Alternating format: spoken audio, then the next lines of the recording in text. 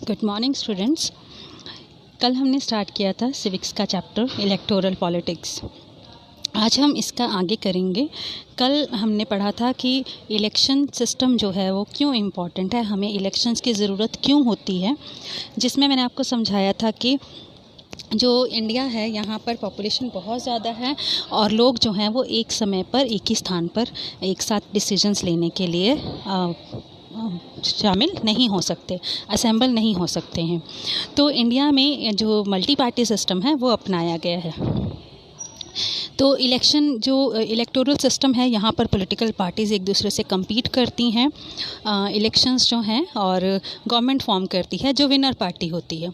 अब क्या इस कंपटीशन का होना ज़रूरी है?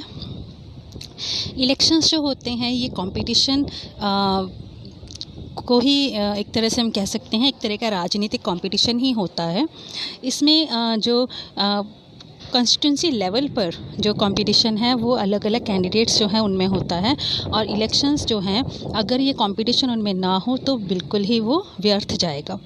तो इस कंपटीशन की डीमेरिट्स भी होती हैं, जैसे इसमें जो पर्सन्स हैं वो डिवाइड हो जाते हैं, जो कैंडिडेट्स होते हैं, और एक तरह से फैक्शनलिज्म जो एक गुटवाद है वो स्टार्ट हो जाता है, डिसयूनिटी उनमें आती है, और हर लोकेलिटी में जो लोग हैं वो डिवाइड हो जाते हैं। कुछ लोगों का जो काव होता है वो किसी एक लीडर की तरफ होता है, कुछ लोगों का दूसरे लीडर या दूसरी पार्टी की तरफ झुकाव होता है।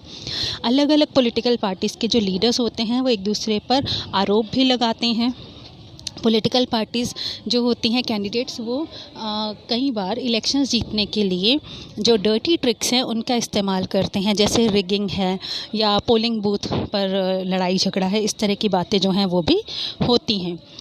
कुछ लोग जो हैं वो ये कहते हैं कि इलेक्टोरल जो फाइट्स हैं वो इसमें नहीं होनी चाहिए, और इससे जो लॉन्ग टर्म पॉलिसीज़ हैं वो अफेक्ट होती हैं, जो गवर्नमेंट गुड पॉलिसीज़ जो है वो बनाती है।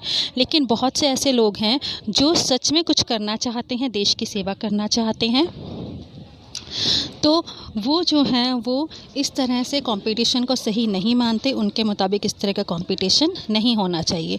हमारे कॉन्स्टिट्यूशन मेकर्स को इस बात का पूरा एहसास था कि अगर इलेक्शन सिस्टम जो है वो इंडिया में उसे इम्प्लीमेंट किया जाता है, फ्री कंपटीशन इम्प्लीमेंट किया जाता है, तो उससे इस तरह की समस्याएं जो हैं वो सामने आएंगी।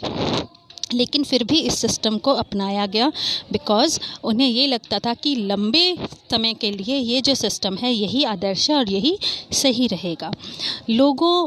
जब कैंडिडेट्स जो हैं लीडर्स, जब वो compete करेंगे एक दूसरे के साथ, तो उनमें इच्छा होगी, डिज़ायर होगी कि उन्होंने कुछ करना है, उन्होंने लोगों का वेलफेयर करना है।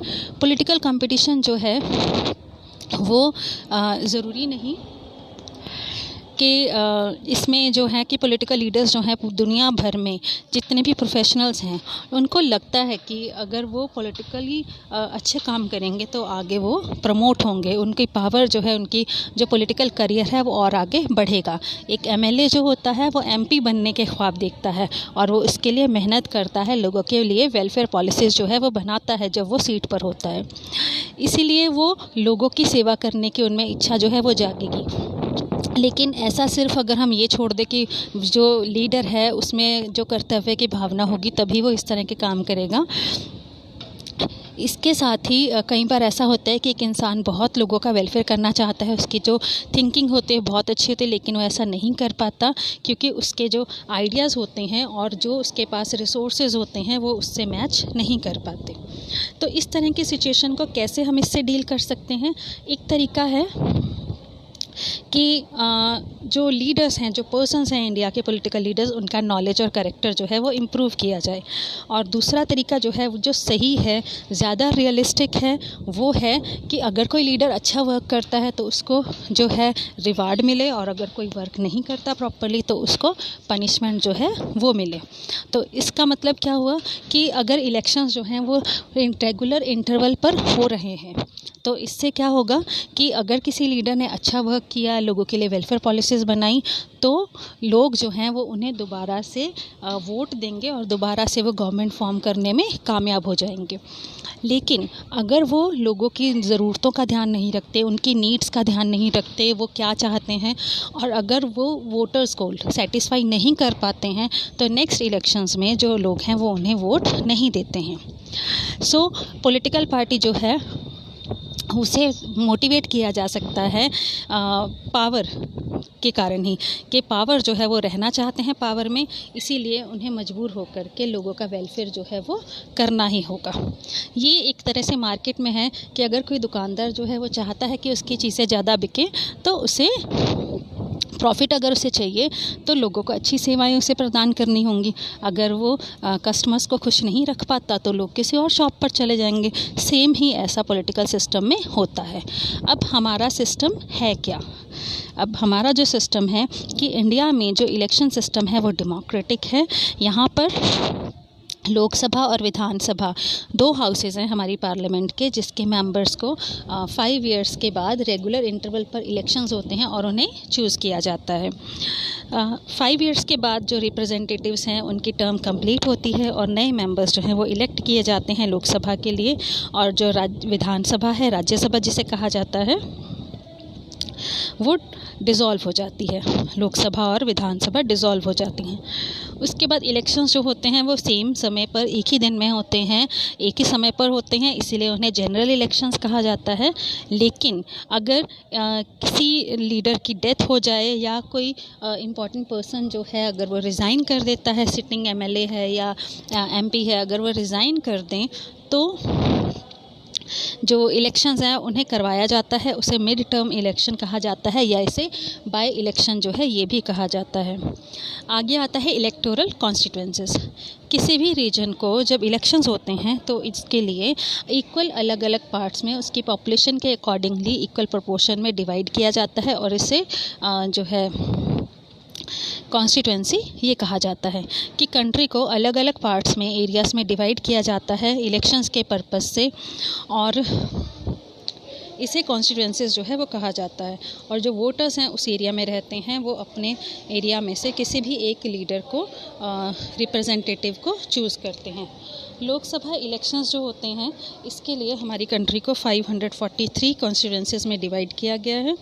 हर कॉन्स्टिट्यूएंसी से एक लीडर रिप्रेजेंटेटिव जो है उसे चूज़ किया जाता है, जिसे एमपी बोलते हैं। और इसी तरह से अगर स्टेट्स में इलेक्शंस होते हैं तो हर स्टेट की अपनी जो कॉन्स्टिट्यूएंसी होती है उससे चूज़ किए गए रिप्रेजेंटेटिव को एमएलए कहा जाता है, मेंबर ऑफ लेजिस्लेटिव असेंबलीज़। और इसी तरह से पंचायत लेवल पर भी एरियाज़ में जो विलेज है उसे वार्ड्स में और कॉन्स्टिट्यूएंसीज में डिवाइड किया जाता है, और इस तरह से जो इलेक्शंस हैं वो होते हैं। और हर वार्ड से सिर्फ एक ही मेंबर जो है उसे चूज़ किया जाता है। मतलब हर कॉन्स्टिट्यूएंसी में, हर वार्ड में अलग अलग पॉलिटिकल पार्टीज़ के डिफरेंट जो रिप्रेजेंटेटिव होते हैं वो इलेक्शंस कंटेस्ट करते हैं, उसमें से एक ही चूज़ किया जाता है। इसी तरह से हरियाणा में एट प्रेजेंट 60 सीट्स जो हैं वो हैं, 60 सिटिंग एमएलएज़ हैं। उसके बाद आता है रिजर्व्ड कॉन्स्टिट्यूएंसीज। अब रिजर्व कॉन्स्टिट्यूएंसीज क्या है? हमारे कॉन्स्टिट्यूशन में हर सिटीज़न को अपने रिप्रेजेंटेटिव को चूज़ करने का राइट है। कॉन्स्टिट्यूशन मेकर्स जो हैं उन्हें ये चिंता थी कि ओपन इलेक्टोरल सिस्टम होगा, इससे जो वीकर सेक्शन हैं या हमारे जो डाउन ट्रॉडन सेक्शंस है सोसाइटी के, इनको किसी तरह का कोई बेनिफिट नहीं होगा लोकसभा इलेक्शंस में। तो हो सकता है उनके पास रिसोर्सेज ना हो, एजुकेशन ना हो, कॉन्टेक्ट्स ना हो कि वो इलेक्शन कंटेस्ट कर सके और जीत सके। तो इसलिए जो रिजर्वेशन है वो उनके लिए की गई। और यहाँ पर हमारे कॉन्स्टिट्यूशन में जो लोअर क्लासेस हैं उनके लिए सीट्स रिज़र्व की गई।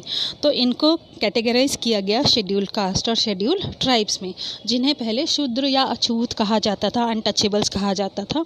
उनके साथ डिस्क्रिमिनेशन होता था। तो इस तरह से कॉन्स्टिट्यूशन जब बना तो लोकसभा में 84 सीट्स जो हैं वो शेड्यूल कास्ट के लिए रिज़र्व करी गई, 47 सीट्स जो हैं वो शेड्यूल ट्राइब के लिए जो है वो रिज़र्व करी गई। अब इसमें क्या होता है कि ये जो 84 सीट्स हैं शेड्यूल कास्ट के लिए, यहाँ पर जो शेड्यूल कास्ट कैटेगरी को बिलोंग करने वाला पर्सन है सिर्फ वही इलेक्शन कंटेस्ट करके जो सीट है वो उसे मिल सकती है, और किसी कैटेगरी का, कोई जनरल कैटेगरी का पर्सन जो है वो वहाँ पर चूज़ नहीं कर सकते उस कंस्टिट्यूंसी से, उस एरिया से। और ये जो सिस्टम है इसे रिजर्वेशन कहा जाता है। स्टार्टिंग में ये 10 ईयर्स के लिए इसे स्टार्ट किया गया था। उसके बाद इसे अगेन हमारी गवर्नमेंट से इसे जो है वो कंटिन्यू करके रखा। इसमें जो वीकर सेक्शंस हैं डिस्ट्रिक्ट और लोअर लेवल पर, वहाँ पर इसे एक्सटेंड किया गया। कुछ स्टेट्स में क्या होता है कि पंचायत और म्यूनसिपैलिटी और कॉरपोरेशन के जो इलेक्शंस होते हैं म्यूनसिपल कॉरपोरेशन के या कमेटीज़ के, वहाँ पर भी जो सीट्स हैं वो रिज़र्व की जाती है। और वहाँ पर एक और कैटेगरी है, उसे OBC कहा जाता है, अदर बैकवर्ड क्लासेस। और इसी तरह से पंचायत लेवल पर जो हमारा 3rd लेवल है, वहाँ पर विमेन के लिए 33% रिजर्वेशन जो है वो इम्प्लीमेंट हो चुका है। थैंक यू बेटा।